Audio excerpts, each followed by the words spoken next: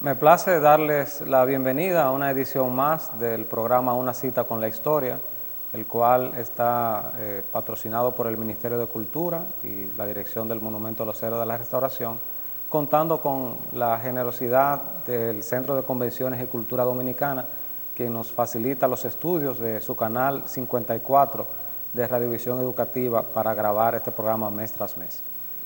Y ahora en el mes de mayo estamos dedicando este programa, dado que el día 3 se celebra el Día Internacional de la Libertad de Prensa, declarado en el año 1993 por la UNESCO. Hemos considerado que estando en Santiago y teniendo aquí el periódico veterano, el decano de la prensa local, que es el Diario de la Información, el cual ustedes conocen, que tiene también una plazoleta en uno de los vértices del monumento, dedicada a la información, e invitando entonces a su director, quien gentilmente accedió a nuestra invitación para que conversemos sobre ese periódico sobresaliente que es la información y también sobre los retos que representa para la prensa en la actualidad este mundo moderno y que también siempre hay amenazas contra la libertad de prensa. Así que para mí es un placer tener por acá al sociólogo, a don Emmanuel Castillo. Bienvenido, don Manuel. Placer de tenerle por acá. Mucho gusto y muchas gracias por la invitación. Qué bien. Entonces, hablamos de la información, un periódico que se sigue editando hasta el día de hoy. Aquí me trajeron el ejemplar del día. Está en un formato tabloide, un formato que permite una lectura rápida y realmente cuenta con diferentes secciones que todos conocemos. Y realmente su acento está en las noticias de la ciudad de Santiago y de la región norte, aunque también internacionales y del país. Y es una tribuna democrática plural que es vital para la libertad de prensa en nuestro país y que no es nueva. Y queremos que usted a grandes rasgos nos cuente, ya que la información tiene desde el año 1915 circulando por el país. Bueno, la información para ahora, este próximo noviembre, va a cumplir sus 107 años de existencia, así que es un periódico más que centenario y que se convirtió a lo largo del tiempo en una tradición, vamos a llamarle iconográfica de Santiago, porque decir la información, como decir las águilas ibaeñas o el ron Bermúdez o Monte Carlo, son íconos de Santiago, productos, servicios, instituciones que surgieron en Santiago y que se convirtieron a lo largo de los tiempos en referencia. El caso del periódico La Información, que nace en el 1915, en noviembre del 1915, con motivo de la inminente intervención norteamericana que se produjo entonces en el 1916. Ya en esa época surge el periódico La Información en defensa del interés nacional, a través de un vocero, un periódico, que en esa circunstancia era una hoja con dos páginas. Así está el primer ejemplar histórico allá en La Información. Y nació precisamente para la defensa de la soberanía nacional, defensa de los intereses nacionales y especialmente de Santiago, de la región y del país en general. Entonces, en esa época, en torno a los fundadores, que fueron fundamentalmente 4 municipios jóvenes de esa época de Santiago, como fue Luis Franco, los hermanos Pedro y Antonio Hungría y Alfredo Rojas. Esos son los 4 fundadores, pero en torno a ellos había un grupo de intelectuales de la época, César Tolentino, el doctor Balaguer, que ya era un joven para esa época, recién graduado de abogado, y entonces exponía sus ideas en el periódico. Llegó a ser director transitorio, interino, en una época dentro del periódico. Y ese periódico se mantuvo con esas características, siendo un periodismo de interés para la comunidad, pero con sentido de objetividad, de veracidad, que es su lema, la verdad, y con ese sentido un tanto nacionalista y patriótico. Y ese espíritu se ha mantenido a lo largo de los años y se ha ido transformando, adecuando a los tiempos. Por los años 80 y tanto, el periódico experimentó una primera ola de modernización, cuando se trajo la nueva rotativa, y se dejó los viejos técnicas, instrumentos y métodos de hacer los periódicos en los tiempos anteriores. Y luego, ya para los 90, el periódico comenzó a tener problemas de sustentación económica, una cierta crisis financiera, y esta fue la oportunidad para que UTESA, a través de Príamo Rodríguez, de su canciller, su rector, negociara con la familia Franco la adquisición del periódico para que sirviera el periódico La Información de escuela, de soporte, de laboratorio para la Escuela de Comunicación que también ya la UTESA había abierto en Santiago. De modo que esas fueron las motivaciones que llevaron a ese cambio de propietario y que introdujo luego cambio en la administración interna del periódico con una estrategia de reducción de costo, de mínimo costo, que hizo a la larga sustentable el periódico. Hasta ahora, hasta hoy día, un periódico, se dice que los periódicos están una buena parte en crisis de sustentabilidad, pero ese no es el caso del periódico La Información, a pesar de estar fuera de la gran influencia que significa la capital, ¿no, verdad? Y a nivel de colocación publicitaria. De publicitaria y el manejo de todos esos procesos que determinan cierta capacidad de ingresos. En ese sentido, el periódico La Información es el menos favorecido, digamos, sobre todo por la publicidad oficial. Sin embargo, se mantiene con cierta solidez financiera hasta este momento.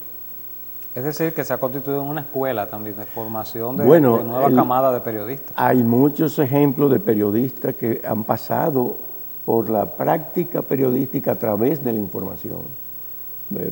Para ponerte un caso también iconográfico, el periodista afamado Ubi Riva, Uchi Lora, por ejemplo, también pasó por aquí. El periodista Manuel Estrella es uno de los, digamos, fundadores de la etapa de la modernidad del periódico. Ramón Lora. En los 80, Ramón Lora. O sea, una cantidad, bueno, y muchos de los periodistas que están allá que pasaron por UTESA y hicieron su pasantía en el periódico. De modo que ha sido también una escuela de periodistas, La Información, pero también ha sido un agente para formar la opinión pública y incidir en los grandes temas, en los grandes proyectos para el desarrollo, el crecimiento de Santiago, de la región y del país. Hoy día, el periódico, que fue una de las últimas decisiones que tomó el doctor Príamo Rodríguez, se presenta, como se están presentando todos los periódicos a nivel nacional, en el formato tabloide, que es, digamos, el último paso en el periódico impreso, que ha facilitado, es un formato que se ve más agradable que el formato grande y también facilita la lectura. Y eso nos los han hecho ver los lectores del periódico. Le ha gustado más este formato. Pero también el periódico se ha establecido la versión digital. Correcto. Adecuándose a los tiempos, porque se dice que hay y es una realidad, que la perspectiva es de más lectores de los digitales que de los impresos. En ese sentido, el periódico impreso, que más bien es como un patrimonio cultural que debe preservarse, debe mantenerse precisamente como un ícono de la tradición del periodismo, en el caso de Santiago, con la información. A mí particularmente la sección editorial y la parte de los artículos, ya que no implican la prisa, sino que son colaboraciones que ustedes reciben son colaboraciones de diferentes profesionales, doctores y demás, que se publican constantemente en la información, es un reservorio de ideas, porque no están sujetas a la velocidad, sino que hay personas que reflexionan y comparten sus colaboraciones, que ya son colaboradores de muchos años. Inclusive hay libros que se han editado de que han salido de esas colaboraciones. Exactamente, sí. Es decir que el periódico, si bien la parte digital, que la velocidad de yo enterarme de lo que acaba de pasar hace 5 minutos, hace 10, es importante, pero para temas de alimentarse uno, en las ideas... La gente prefiere el formato impreso. Claro, eso es indiscutible. Porque se respeta más el documento impreso que el documento de computadora, que es más volátil. Y sujeto a ediciones, a transformaciones, a cambios o a desapariciones. Y a desapariciones también, sí. Pero el papel está ahí. Bueno, particularmente en la plazoleta de la información, que está en el área de Monumental, hay un banco donde mucha gente se toma fotos, y es que sale, la gente quizás no sabe quién es. Ese es Manuel del Cabral, que está con un periódico abierto, sentado en un banco. Hay muchas personas que se toman la foto al lado de él o figoneando en el periódico de manera jocosa.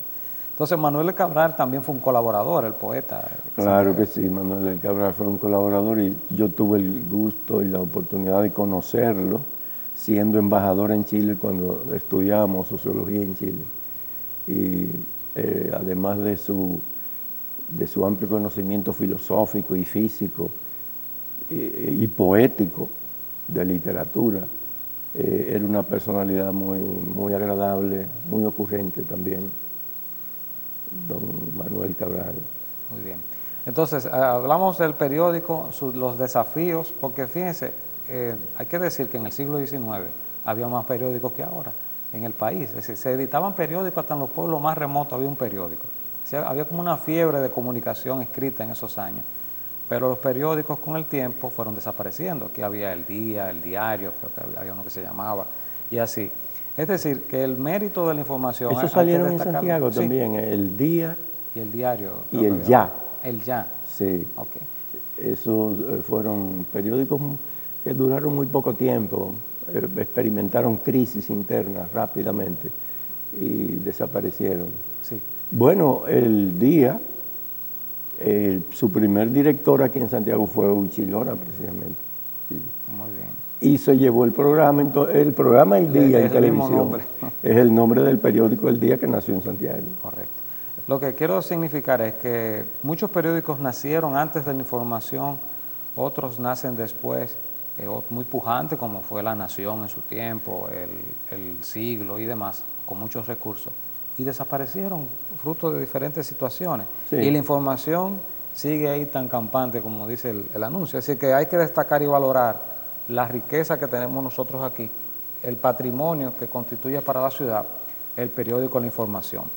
Y realmente este aspecto, este ícono de la ciudad que se destaca en el Monumento a los Héroes en su plazoleta, es una promoción constante, una plazoleta estratégica para revelar que aquí en nuestra ciudad producimos buena prensa y que realmente merece que le demos el apoyo constante al leer sus páginas, sea en la versión física como en la versión digital. Ahora en nuestra segunda sección vamos a tener esta parte aquí ya conociendo de manera general, porque esto de querer un programa entero para hablar de la historia de la información. En la segunda parte vamos a tratar el tema de la libertad de prensa y los desafíos que asume el periodismo a nivel local y mundial. Vamos a hacer una pausa y regresamos en un momento.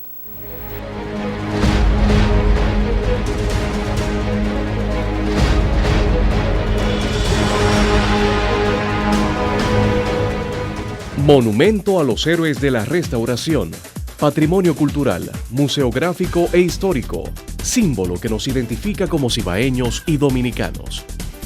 Conócelo.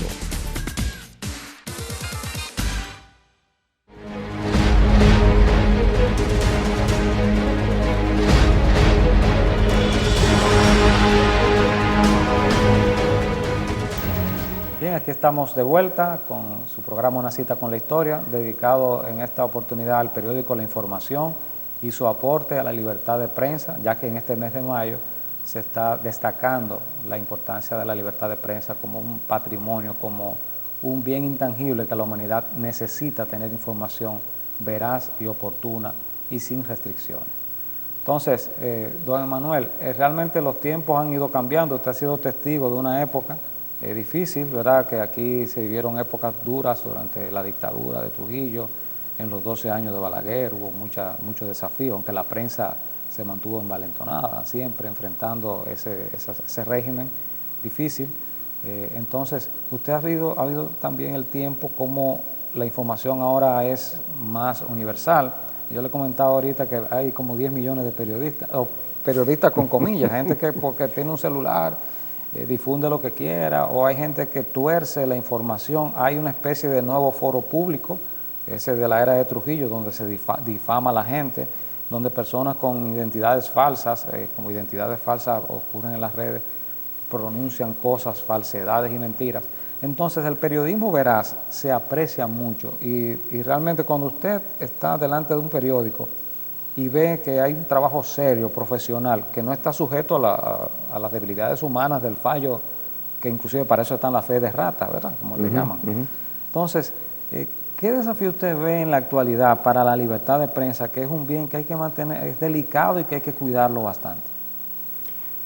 Bueno, uno lo está viendo, este problema de la libertad de prensa, en los procesos políticos, incluso en los procesos de violencia, como la guerra, esta guerra, por ejemplo, entre Rusia y Ucrania, que hay que verla no como una guerra entre esas dos naciones, esos dos grupos, sino que es una guerra que se inserta en la globalidad, en la globalización, que es el proceso mundial, donde compiten entonces diferentes naciones que han adoptado casi todas como modelo de organización económica y política el libre mercado, la organización económica que tiene como justificación, como argumento, la doctrina económica neoliberal. Esa doctrina económica neoliberal se ha impuesto en todo el mundo. Los chinos, el presidente Xi Jinping, precisamente cuando se establecieron las relaciones de China con República Dominicana, fue una ocasión donde él reiteró que China se adoptó el libre mercado como esquema de organización de la economía china. Pero lo mismo ocurrió con Rusia también, libre mercado. Y no decir Europa, donde surgió precisamente este modelo de organización económica, naturalmente en una versión liberal al principio y luego en esta última fase neoliberal, que es una fase que ve la organización económica y política de las naciones de una manera totalizante. O sea, se trata de un liberalismo totalizador. Entonces, se trata de establecer un sistema único de organización económica. De esa organización económica surgen lo que ahora los norteamericanos están identificando como las oligarquías, para referirse a la oligarquía rusa. Pero lo usan como algo medio despectivo, y obviando o tapando o escondiendo el hecho de que las oligarquías es propio del libre mercado. ¿Y qué es el libre mercado? El mercado donde emerge esa categoría social que se llama oligarquía. Y eso está en China, eso está en Rusia, pero eso está en Europa, eso está en Estados Unidos, eso está aquí en el país, en Santiago, la oligarquía, o sea, el grupo económico que sustenta esa organización económica del libre mercado.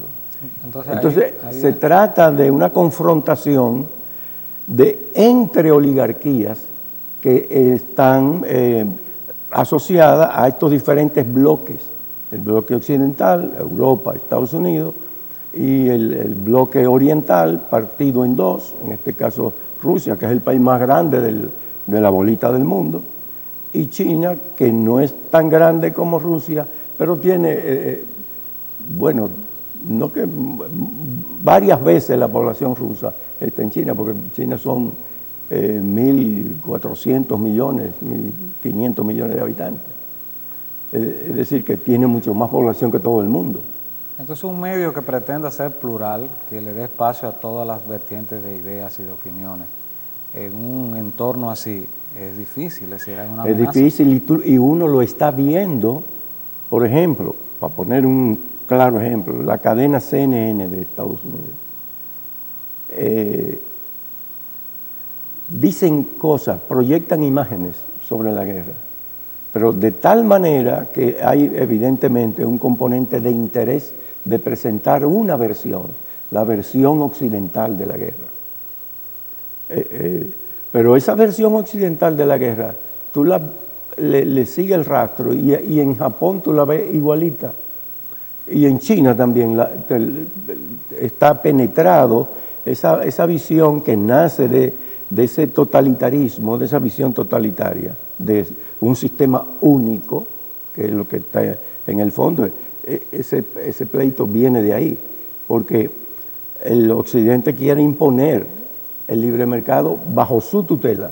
Y aquel lado también quiere... Y aquel lado anda buscando espacio para competir con Occidente. Entonces, lo que se están enfrentando son los orientales, rusos y chinos, contra los occidentales, europeos y americanos. Bien, entonces lo que en el medio de eso están los periodistas, está la prensa. Y en el medio de eso está la prensa como primera víctima física, porque muchos de esos periodistas que están reportando en el lugar de la guerra mueren en la guerra.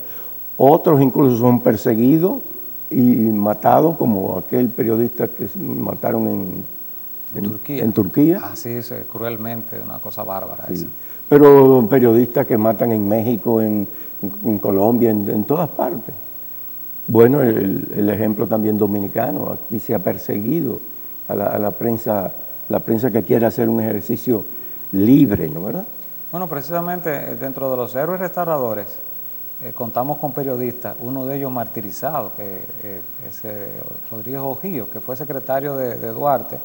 Él cuando se quedó aquí y enfrentó esos primeros 6 años de Báez, que fueron también difíciles, y lo fusilaron en la época. Es decir, un periodista valiente por expresar sus ideas, héroe restaurador, y terminó fusilado. Así que es un ejemplo de que muchas veces se deja la vida. Y hay un aspecto que usted menciona, el tema económico. Muchas veces la censura no viene de manera ya directa de cerrarlo por la vía física, manu militari, como decimos, sino cortándole el auxilio financiero y así se va creando una presión o hasta un chantaje, vamos a decir. Sí, se ponen en marcha mecanismos de coacción económica, de coacción política, de coacción familiar. Ese foro público que tú mencionabas era un mecanismo de coacción para desacreditar la honra del periodista o de los opositores al régimen. Estos son mecanismos que se aplican y que lo estamos mirando. El caso, por ejemplo, de este famoso periodista de Wikileaks, Julian Assange, posiblemente va a ser extraditado a Estados Unidos para ser enjuiciado, ¿no? Por lo que entienden ellos que es una labor contra la seguridad nacional norteamericana. Es decir, que el periodismo, como en estos tiempos, en ejercerlo en tiempos tan calamitosos como ahora. No, y en tiempos tan libres. Exacto, una paradoja entonces. Sí, en donde se justifica mucho esto del libre mercado, de la libertad de expresión, libertad de empresa, etc. Sin embargo, dentro de ese mismo ambiente, de ese clima, ocurren muchísimas atrocidades que son represión contra la libertad. Ahora, hay un aspecto que también, como hablamos del foro, de la difamación, de las cosas que se utilizan, las noticias falsas que andan en redes sociales y la gente le da crédito, cómo la virtud del periodista de raza, como decimos, es consultar la fuente, verificar, contrastar, antes por colocar una información. Espérate, esto es como esto parece muy bueno para que sea verdad. Sí. Vamos a verificar. Ese aspecto es un aspecto importante. ¿Qué consejo usted le daría a estos periodistas nobles? Porque ya sabemos que la información es una cantera que recibe pasantes de comunicación social. Y aquí tenemos muchos jóvenes que les encanta la carrera, que lo ven a usted como un referente, ya por sus años de experiencia. ¿Qué consejo le daría a usted, ya que ellos están inmersos? Ellos no son nativos digitales como puede ser uno que vino a meter la mano a la computadora ya un poco más adulto. Ellos ya nacen con la computadora en la mano. ¿Qué usted le aconsejaría a ellos? Bueno, yo diría que primero que se abracen, que acojan, que asimilen el criterio de la verdad como criterio para un ejercicio de un periodismo veraz, un periodismo objetivo, es decir, que recoja los hechos como son, no como quiere que uno, la misma preferencia del periodista puede querer torcer los hechos, no, tiene que recoger los hechos tal cual son a través de la objetividad, objetividad que se deriva de ese espíritu de la búsqueda de la verdad ante todo, y entrenarse para precisamente hacer un periodismo veraz. En ese sentido también es importantísimo verificar las fuentes de los que informan sobre los hechos. Al periódico llegan muchísimos documentos, notas, que uno la ve, pero uno la valida con la consulta con los demás medios que están también tratando esas noticias, para determinar la autenticidad y la veracidad de esa información. O sea, yo diría que ese es el principal espíritu, sin descuidar un problema que es el compromiso. Hay también en el ejercicio profesional un compromiso no solamente con la verdad, sino con la sociedad y sus necesidades y sus problemas, y las visiones para abordar esos problemas. También el periodista tiene que hacer conciencia de ese compromiso, de la necesidad de ese compromiso. Un compromiso que vaya orientado hacia la justicia social, el equilibrio social, la equidad social, pero con el sentido profesional del uso de la verdad. Muy bien, bueno, esos son consejos muy puntuales que realmente el ciudadano, todo ciudadano, porque ya le mencionaba que no solamente es el periodista de carrera el que se ve sometido a eso, porque uno mismo como usuario, y como ya le decía, ya hay gente que son periodistas sin cartera, es decir, gente que está informando, que está subiendo cosas. Antes de usted compartir una información, de darle un me gusta o comentar, verifique antes, es decir, no dispare pregunte antes de disparar, como decimos, porque ahora mismo estamos sometidos, uno mismo puede hacerse vehículo de falsedades, reproduciendo cosas que no son. Entonces, el verificar las fuentes, cuando usted vea una noticia demasiado asombrosa, yo particularmente, porque uno se topa de todo en las redes, cuando veo algo, me voy a un medio tradicional. Déjame ver si no sale ahí, es que eso no es verdad. Porque si esa muerte de fulano o aquel personaje, como usted me mencionó de Pelé, que lo habían anunciado. Un periódico de las redes. Sí. Murió Pelé, pero ¿y dónde está esa muerte? No la vimos en ningún lado. Entonces, cuando un acontecimiento así sucede, inmediatamente, porque ahora está el tema de que ya uno no tiene que esperar al otro día para enterarse, uno entra a los medios digitales que constantemente se mantienen alimentados con las novedades y ahí uno se entera rápidamente del hecho. Sí. Es decir, que no es bueno tener cuidado con esos blogs y esas noticias que son así. Entonces, cerrando este aspecto, ya recalcamos, la información como un periódico local, pero con una mira mundial, porque al estar en las redes, ya ustedes están llegando a muchos lugares del ciudadanos mundo, y sí. especialmente gente de Santiago que está en la diáspora, que está Sí, en Estados Unidos, así es. que dicho sea de paso, están más atentos a Sí. las cosas que ocurren aquí que uno mismo que está en la ciudad. Lo digo porque a veces me llaman y yo no sabía cosas que ya ellos lo saben allá, pero es porque están siempre pendientes a lo que está sucediendo en nuestro Así país. es, así es. Entonces nosotros felicitamos al periódico La Información, le deseamos que se mantenga como esa tribuna abierta, pluralista, libre, objetiva, que sirve información válida para nuestra ciudadanía, para mantenernos informados, que siga esa trayectoria de esos fundadores de la familia Franco, de la familia Hungría. de los Hungría, de los tolentinos también, que trabajaron ahí. Así que tenemos una trayectoria, inclusive, se me olvidó mencionar a Adriano Miguel Tejada, que también fue director, bueno, y Franjul también, Franjul, que es del Miguel Listín Franjul, Diario. sí. Miguel Franjul de allá. fue el de los que entraron en la etapa de la modernización del periódico en la década de los 80. Y luego siguió Adriano Miguel. Y si mencionamos nombres, Fernando Pérez Memén, etc. Fernando Pérez Memén, que Sí. fue el que me antecedió. Así es. Así que muchas gracias, don Emanuel Castillo, por aceptar nuestra invitación. Agradecemos siempre la fidelidad de ustedes en atender este programa que tiene el objetivo de informar aspectos culturales y fundamentales aquí de nuestra ciudad, y la información constituye un ícono nuestro y que el monumento lo ha acogido también como suyo. Así que muchas gracias por su atención y hasta un próximo programa.